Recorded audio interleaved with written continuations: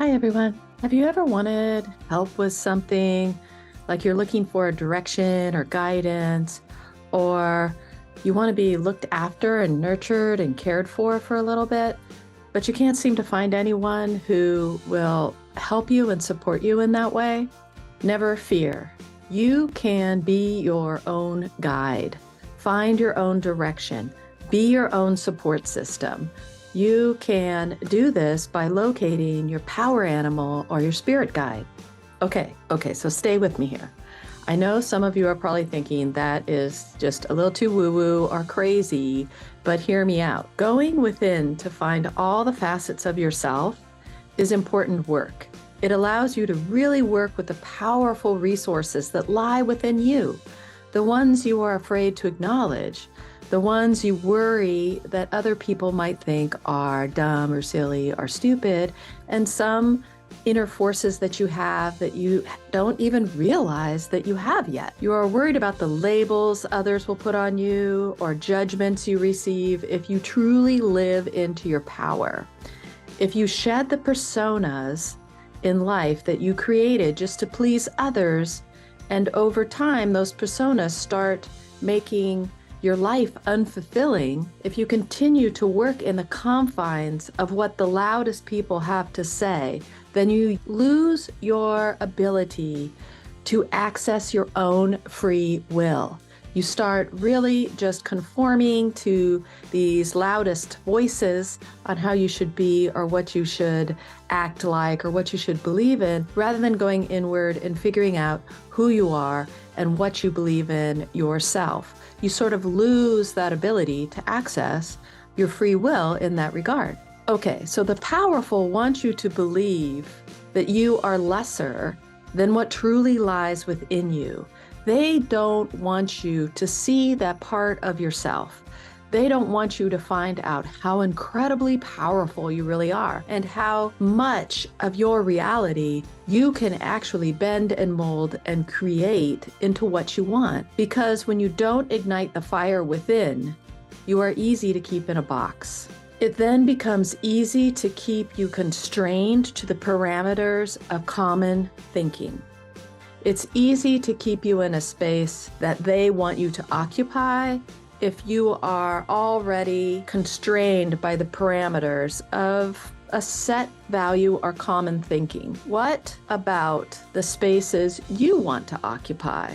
What about them? What about the parameters you want to set for yourself, if any?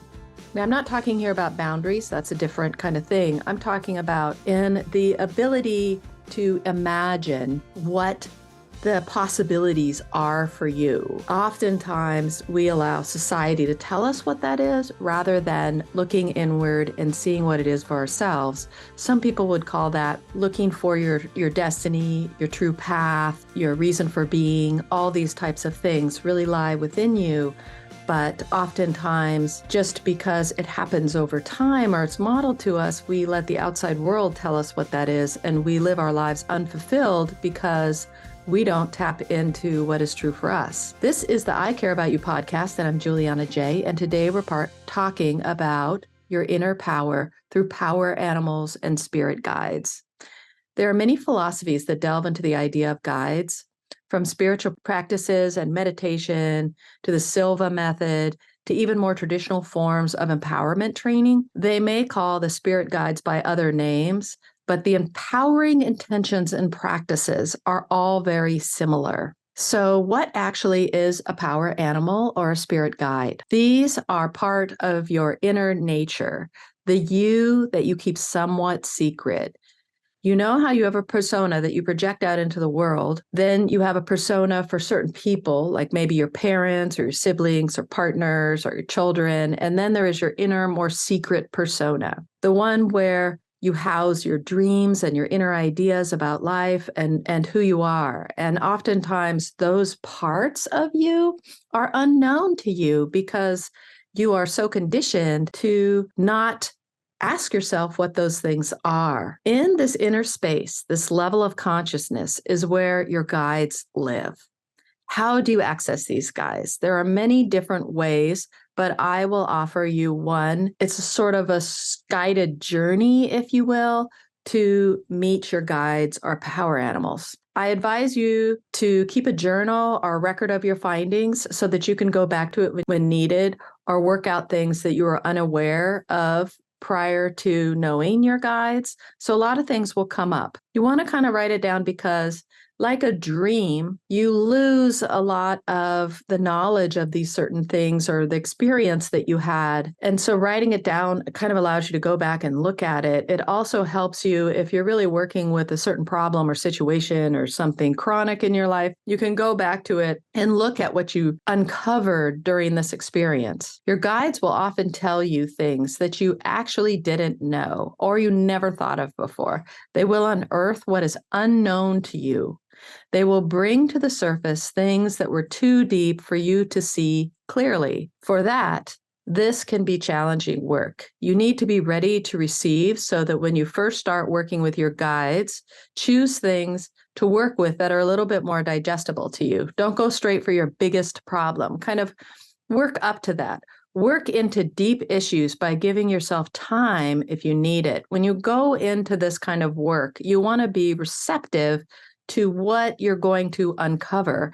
You don't want to be so close to the thing that's bothering you that any kind of dialogue, even if it's an internal dialogue, is going to set you off in some way. If you can't receive the wisdom of your inner soul, then your visits will not be as profound or life-changing as you may want them to be, because you just aren't ready to receive that inner wisdom of the soul. And it is a really hard thing to receive because sometimes you will see that maybe you are not approaching the problem or the situation or the person or reoccurring things in your life in a way that was really working for you, and that you need to shift your way of being.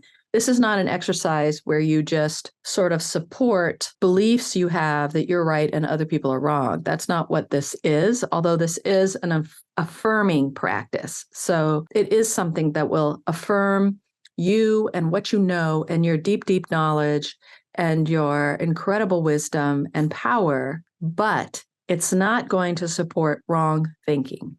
So keep that in mind. You have to be really open to hearing what the true wisdom is. And this wisdom is coming from the deep place in your soul. Why are guides important? People often ask me that, and there's a whole host of reasons. I'll just give you some here. They tell you things that you never thought of, or they may have new solutions to old problems. They allow you to open to your full potential. They bring a sense of play in the process of growth. Just in accessing a secret guide, you are playing with possibility and imagination. You are allowing yourself to really expand outside of this box that might be the person that you are during work or with certain folks.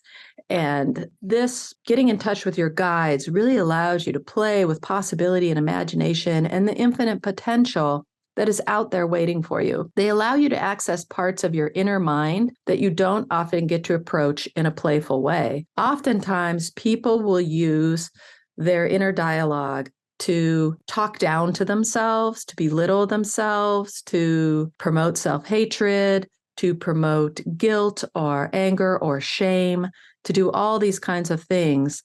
And it's a retraining of yourself to use this inner voice to open to your full potential and to access parts of your mind in a playful, more helpful way, rather than just driving home from work and going, oh God, that was so stupid what I said today. And that person must think I'm really dumb and this and that, all that internal talk that you have.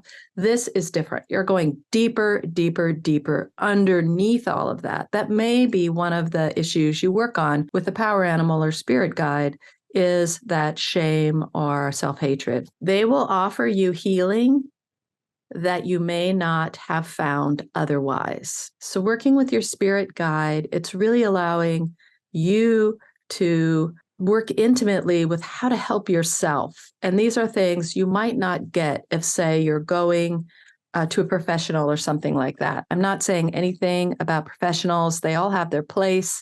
I've been to many of them. They're all there to help you, and it's much, much appreciated. And it's very challenging work. And I thank all of you who are out there being wellness people in the world. But sometimes the answers lie within, and that might be something you wouldn't hear from someone else because their life is different from your life. Their experiences may be similar, but the how you feel about them can be very different. They empower you to be authentically yourself. In this place we're going to go into, you can be authentically yourself, and it's very much appreciated. They can access the answers you are seeking.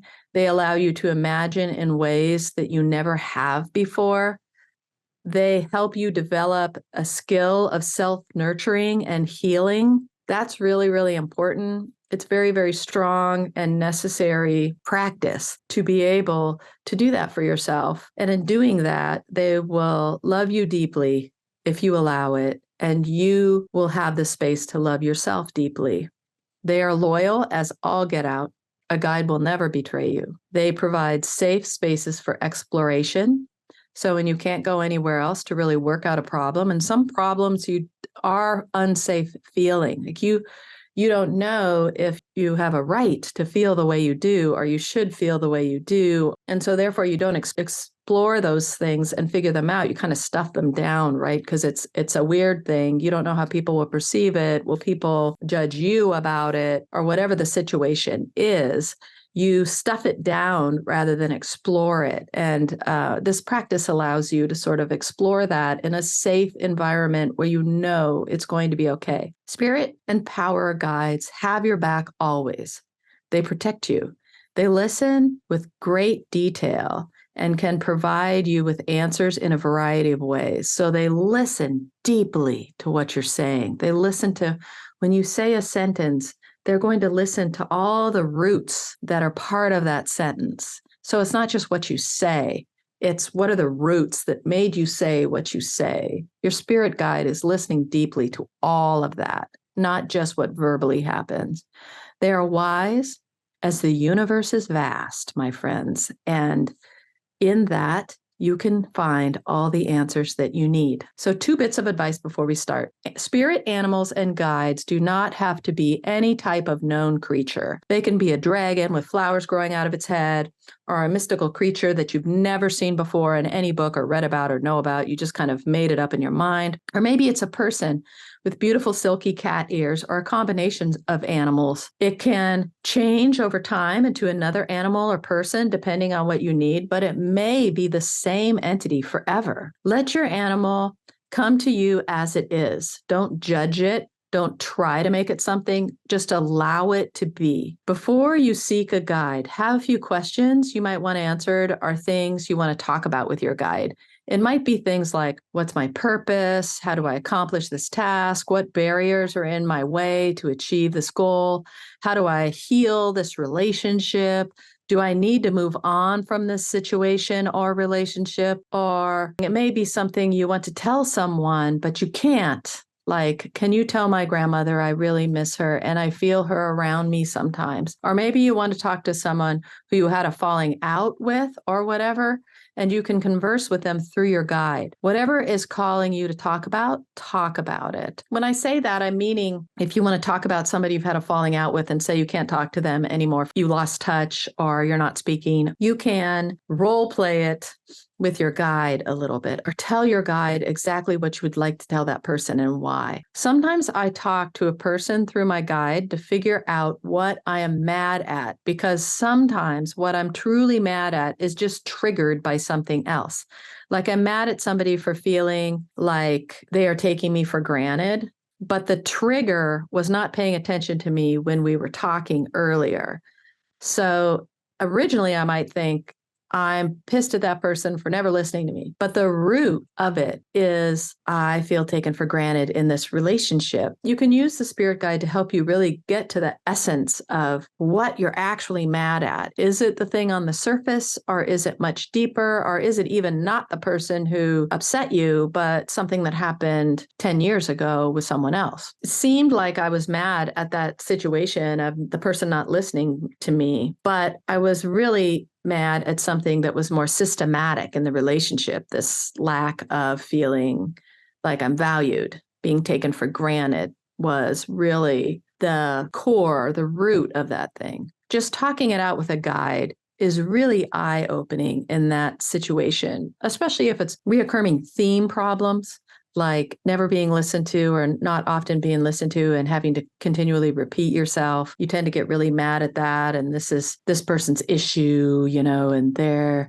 just being a jerk or whatever. But then when you go deeper with it, you find out that they're really supporting a belief that you had that you're not worthy of being paid attention to. So it's good to find out things like that. You will need to find a space where you are safe to close your eyes for a few minutes. Have a notebook handy, like I said, and write down anything that comes up. Okay, so settle into a comfortable posture. Set yourself up well, as many yoga teachers say. You may be seated or lying down. In fact, sometimes it is great to set a timer for 30 minutes and lie down close to bedtime. This is an exercise that if you fall asleep, allow it to happen. And when your alarm rings, wake up and immediately start writing down everything that happened and that you're thinking of, or a dream you had, or anything. Just start writing and see what comes up. Often your spirit guides will talk to you in a sleep state or in the form of dreams or symbols, ideas, thoughts that you may have. If you write them down after that 30 minutes, be awake long enough at the beginning where you can meet your spirit animal. Get all the way to the part where you're going to start a dialogue. And then if you nod off, great. When your timer goes off, wake up and just start free flow writing and see what happens, see what comes out. So once you're all settled, cozy, warm, comfortable, in a safe place where you can close your eyes, take in a couple really deep breaths. Do this 3 to 5 times. Sometimes people will count like 1, 2, 3, 4, and then let out a breath for the count of 4. 1, 2, 3, 4. So you want to just breathe in deeply. You can breathe out of your mouth. A lot of people breathe in through their nose and breathe out through their mouth. Breathe in through their nose, breathe out through their mouth. And while you're doing this, you can just be letting go when you out breath.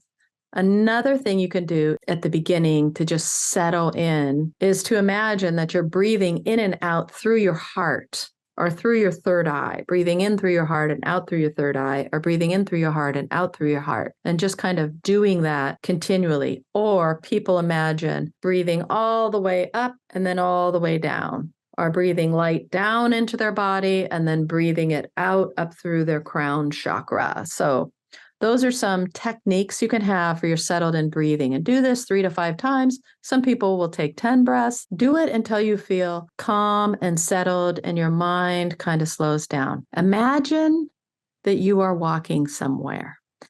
I suggest you close your eyes. It might be that you know the place you're walking, or it might be this completely new space you've never seen before. It might be a space you visit in reoccurring dreams. Whatever it is, you're walking and you're taking in the sights and the smells. Maybe there's a breeze. Notice the temperature. Use your senses to take in this space. Slow down so that you can really notice everything. Be inquisitive about this environment. What do the trees look like? Are there trees? What's the dirt under your feet feel like? Is it sand? Is it dirt? Is it warm? Is it a mixture of both? Is it hard? Is it soft? What other plants are around? What other people are around? Is it a village? Is it a city? What is it? Where is it? Where are you walking? And what does it feel like? And what time of year is it? And all that. Just take it all in as though you're actually walking in the space. The place you choose should be enjoyable. You will notice that you are not scared, but you feel truly at home. So walk until you're feeling truly at peace with where you are, and almost like you can imagine everything that already exists in the space because you've been here before. You know it. You instinctually know what is there, even if you can't quite see it. Now, slowly walk to an edge. It can be where the ground meets a river or a lake. Maybe it's a beach that meets the ocean. It might be the edge of a road or the start of a bridge. It might be the edge of the forest or the edge of a meadow. Find yourself at the edge and then notice all the details. What type of edge are you at? Is it a river? Is it flowing? Is it an ocean? What are the waves like? Is it a road? Is it busy or is it quiet? Is it a bridge? What does it look like? Where does it look like it's going? Notice the edge in great detail. Notice everything again with your senses. Do you smell pine trees, salt air, good food? You can notice. Notice all those things about the edge. Now sit down near the edge, but in a safe place. Not so close to the edge that you become worried, but close enough that you haven't left that area. Now, when you're settled, comfortable in your position of either sitting or lying down next to your edge, call your spirit animal or guide forward. You know how. Call them to yourself. Call your animal like you would call someone beloved. Call it to you with love and gratitude. It may be shy or it may come right up, but be patient and wait. You may see it from afar, but you still don't quite know what it is. Allow it to make its way to you while you call it forward. And you know how to call it forward. You already know. When it comes forward, admire it. Tell it that it is beautiful and powerful, and be fascinated by it. Notice its personality. If it's feasible, you can reach out and touch it or hug it or hold it in your hands or hold its hand if you like. Notice that it is loving and wise.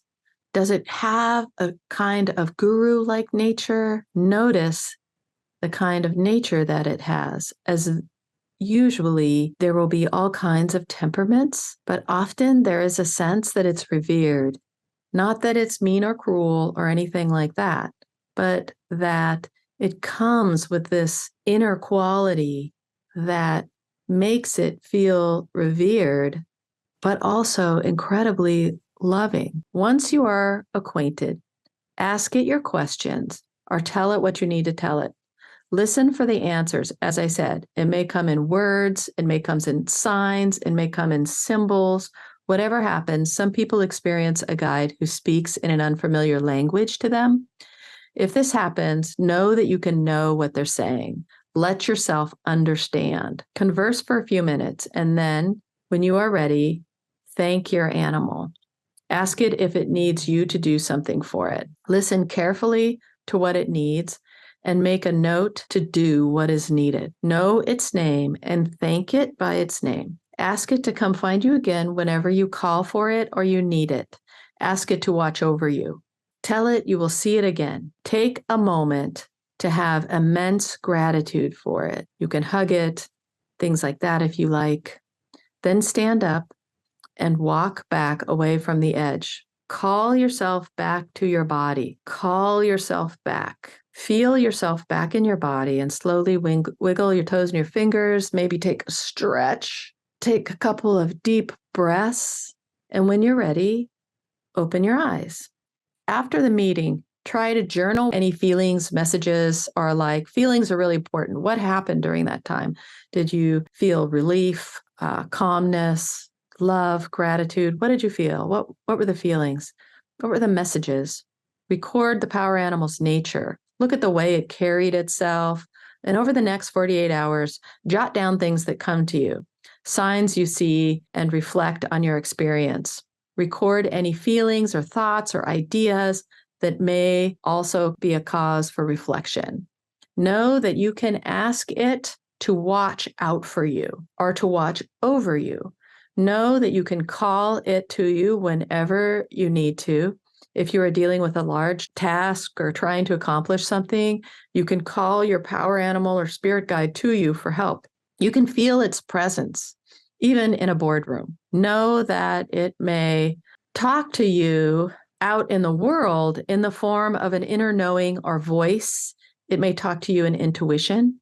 There may be a sign out in the world that you notice, maybe a billboard with a number sequence on it, or you might smell your favorite dessert or dish in an unlikely place. Your sign may appear in a conversation taking place next to you as you wait for the bus, Or maybe it's a headline you read as you pass by someone who's reading a newspaper. My favorite is to ask a question in your mind. Let it sit for a minute in your mind, and then open a book to a page and look down at the words or images, whatever it might be.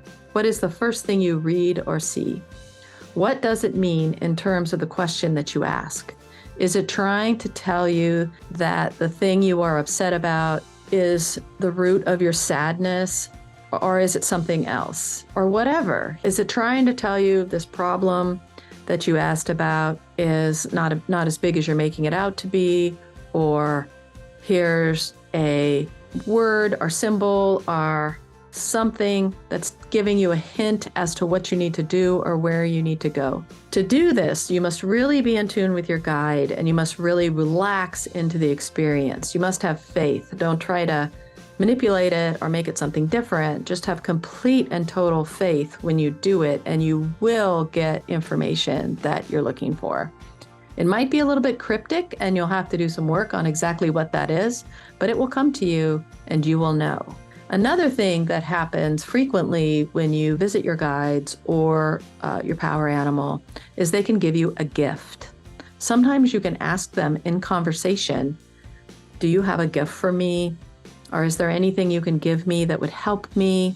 And they'll give you a gift, and you open the gift, and oftentimes it will really help you with what you're struggling with. Once I had a guide give me a gift, and it was a really ornate box, and when I opened the box, inside was it was like a directional apparatus, kind of like a compass, but it was showing you the way. And it had all these inscriptions on it. This is an example of not knowing something, your guide's speaking in a different language or gives you something that's in some sort of writing style you don't understand, but you do know. And just tell yourself, I know what this is. And it was really pointing me. It was at the edge of the ocean, and the ocean had the tide was really far out. So I had to walk to the edge for a really, really long time. And I finally got there. And my guide appeared, and it gave me this box with this directional apparatus, like compass thing, with all this strange wording on it. It's like a ball. And I looked at it, and when I looked closer at the wording, I knew what it was saying, and it was pointing in, your destiny was over kind of to the right here, not straight ahead as I was walking. And then there was words for the other things where I was. And when I looked over to where the destiny was, there out in the ocean was an island. And I thought to myself, I can't get there. It's too far away. How am I going to get over there? It's too far to swim. And the guide pointed to a boat, which it also gave me. And I took the boat to go to my destiny. So those are some kind of things you can work with your spirit guides, power animals. So let me know how it goes. And until then, know that I love you and I support you. And I'll see you in the next one. Take care, my friends.